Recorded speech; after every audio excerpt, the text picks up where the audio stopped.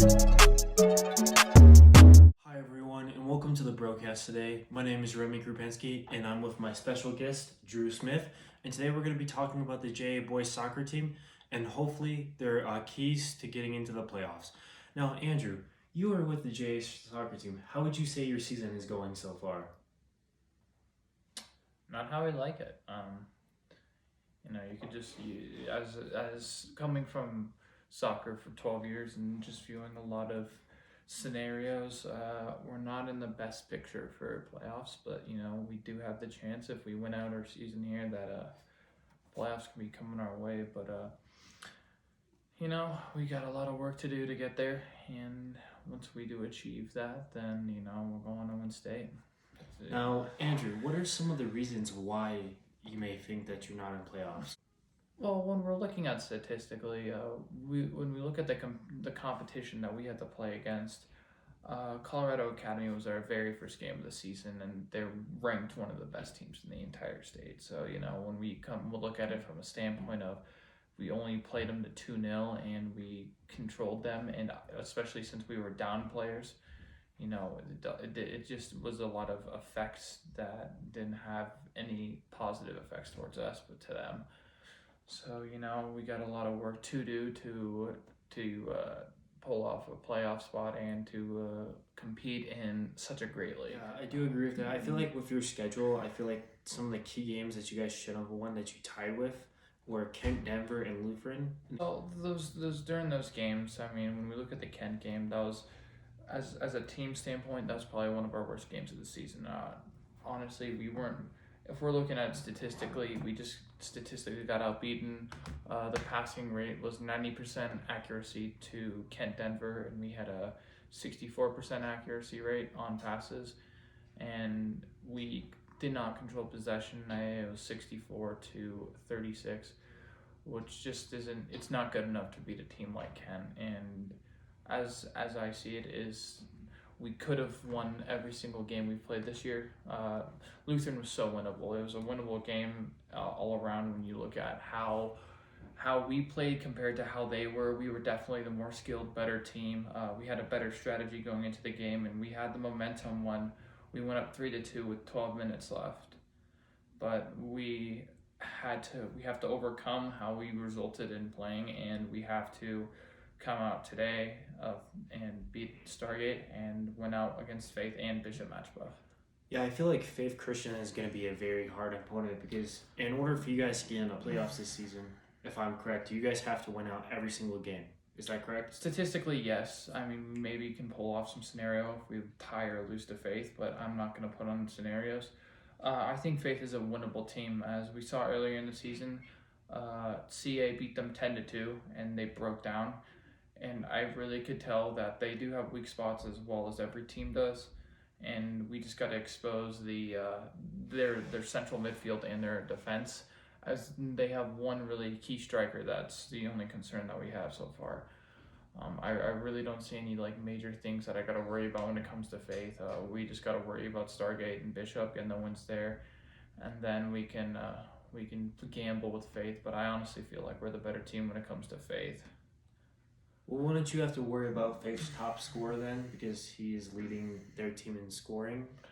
I don't think that a leading scorer will do much effect to a team that leads in the best defense in the league, and I feel like we have the best defense in the league. When we look at CA and Lutheran, who had just a ginormous defense, even though we didn't really have size, we do have strength, we do have the smarts, and we do have the skill, and that's what won us every one of these games. And when we look at Faith's midfield, they really do really well on counterattacks, but we also do a really good job recovering, and I really feel like that Faith isn't really a big concern for our team, and it shouldn't be, because I honestly feel like we outskilled them 10-1. Yeah, I do agree with that. The only problem I feel like you guys have are their two scorers so far this season. Randall and Goodwin have both had combined goals of 16. So I feel like if you shut down their top goal scorers, and if you guys play good defense and you don't play too loosely, I feel like you guys will probably beat Faith. You just can't be too overconfident and get too cocky, because I feel like some teams do that. They walk into the season thinking they're going to win all these games and then end up losing a lot. And you guys can't lose hope in your playoff season, because when a team starts to lose hope and faith, then your team just starts breaking down, and then you start to lose games because of that. Just as a junior going into my senior year, you got to think about the seniors, and this is their last time they'll be on the pitch, and considering the fact that I still have one more year left in my high school career as a soccer player and a basketball player, you really got to think about the seniors that don't get that opportunity that you do, because 4 years flies by fast, and as all these seniors, this might be the last 3 games, and I honestly believe that they'll play another 7 games, and that's just the mindset you have to go through the tournament with, and you got to go through the season with is, let's go to the playoffs, let's go win state. Because if you have the mindset of let's just get through the season, you're not going to win games. Teams that are successful make goals that sound unreasonable and make it reasonable. And that's what we did. Is we went from a team that we reasonably thought that an easy challenge we could do was win state, and we've just shown that we can. We've competed with CA, we've competed with Lutheran, we've competed with Kent, we beat Peak, we killed Manual, we beat Prospect, and we're going to beat Stargate, we're going to beat Bishop, and we're going to beat Faith. And I'm confident how we resulted, that we'll be sitting third in our table ahead of 2 teams that I think are very beatable. And I honestly feel like that JA Soccer in this year and the next are going to be state champs. Just of how our roster goes and how much skill we have, I honestly feel like that we control our own destiny when it comes to getting state. Going back to what you said about teams being good and able to win in certain situations and score certain goals, I think in order to make a good team, you have to handle pressure. And this season, you guys have a lot of pressure on you, because if you guys don't win, you guys are literally out of the playoffs. You have to win your games, every single game, or else you're out of the playoffs. So how are you guys going to try to deal with that pressure and not let it come overcome you guys or kind of grow on you guys? Well, to start off the season, our season already got cut. Usually it's 15 games and it's a 32 team playoff. This year we played only 9 games, and we only get 16 teams to qualify. So half the teams qualify. And in our league, the Metro League, we only get 2 teams that make definite qualification. And we know since we lost to CA that they got the first spot, and since we tied Kent, we tied Lutheran. The fight for the 3rd spot is the only scenario we really have at the moment, unless we look at Lutheran, they lose their next 2 games to Kent and Colorado Academy, and we win all 3, then point-wise we would take their spot. I really feel like that we definitely have the advantage when it comes to qualifying for playoffs, but it doesn't help as we're going through an entire different scenario when it comes to how I have to look at statistics and how you see how these teams are fighting for 16 spots instead of 32. In the 3A division, there's 61 teams and 32 usually qualify, and since it's so tight this year with 16, when we do qualify for the playoffs and we play against the top 16 teams in the 3A division, I really feel like that's when we'll actually get the stress. But we've been running stress through the entire season since the beginning, and since we came out of a big hole to start off with a loss, and we came back and won 3 and tied 2, and we haven't lost since. It's a good mindset to have that we can win out the rest of the season. Yeah, I agree with that. I feel like that loss is good. It has its good and bads, because if you look at it, it's a bad loss to lose against Colorado Academy, but it's good because you held them to a very low scoring game when CA is the number 1 team in Colorado right now. You can look on this on Max Preps, and I feel like that's very good to hold a team with that much talent and that good of a roster to 2 goals compared to what, like you said, I think it was Ken Denver that got 10 goals scored and only scored 2.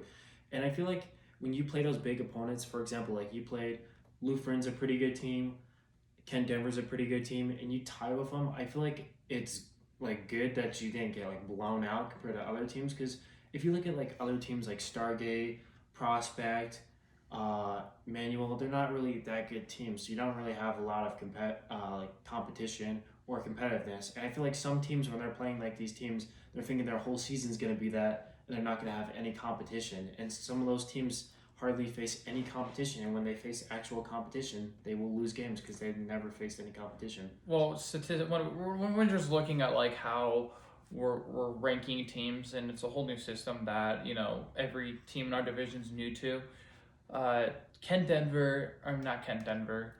Lutheran, they didn't play Kent and they didn't play CA yet, and they're the top so far. They're top 5 teams, as well as we are, and it's really irritating as coming from our perspective that we played CA our first game.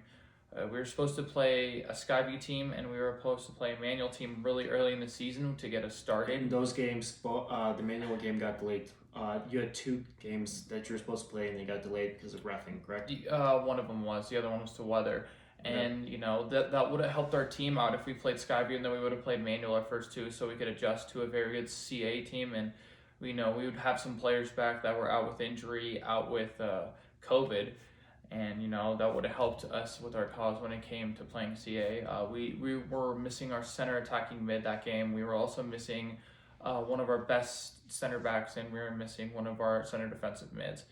And right now, since we started, you can see at the end of the season, we've been very successful when it comes to, since we have them back. You can see our success with them, having our full starting 11 back. We haven't been running into injuries. We just are short on players at times. And, So my question is do you think also your season could be this way because of COVID? Or do you don't think that's like a very big impact?